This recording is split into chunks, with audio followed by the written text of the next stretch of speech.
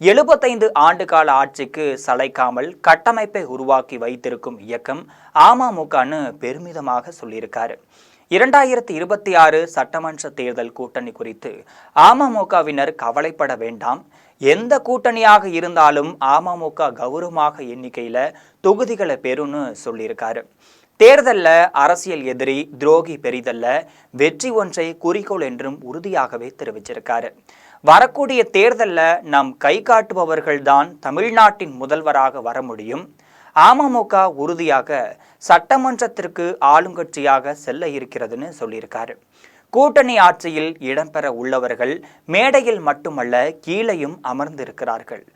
4 முறை போட்டி தான். ஒண்ணு திமுக, அதிமுக, அதுக்கப்புறம் பாஜக கூட்டணி இருக்கு, நாம் தமிழர். 4 முறை கூட்டணி தான் இருக்கு. நீங்க திமுகவோட போக மாட்டேன்னு சொல்லிட்டீங்க, அது மாதிரி பாஜகவோட போக மாட்டேன்றீங்க, நாம் தமிழர் போக மாட்டேங்க. இப்ப இருக்கிறது தாவேக ஒண்ணுதான்.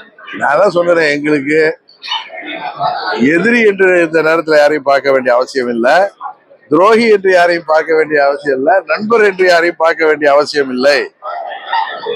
தமிழ்நாட்டு நலனும் அம்மா மக்கள் முன்னேற்ற கழகத்தின் நலனும் தான் முக்கியம். அதைத்தான் நாங்க பார்ப்போம்னு சொல்லிட்டேன். அதனால நாங்க இன்னும் முடிவெடுக்கலைங்கிறது உண்மை. இன்னொன்னு, நாங்க எந்த சமரசமும் செய்து கொள்ள மாட்டோம்னு சொல்லிட்டேன். உறுதியாக கூட்டணி ஆட்சி தான் அமையும். அதுவும் அம்மா மக்கள் முன்னேற்ற கழகம் இடம்பெற போகின்ற கூட்டணி தான் வெற்றி பெற போகிறது. ஏன்னா இந்த சூழ்நிலை அப்படி இருக்கு. நான் அதீத நம்பிக்கையில சொல்லல. அதுல உறுதியாக அம்மா மக்கள் முன்னேற்ற கழகம் ஆட்சி அதிகாரத்தில் பங்கு பெறும். புதிய பென்ஷன் திட்டம் இந்த தேர்தலில் தாக்கத்தை ஏற்படும்.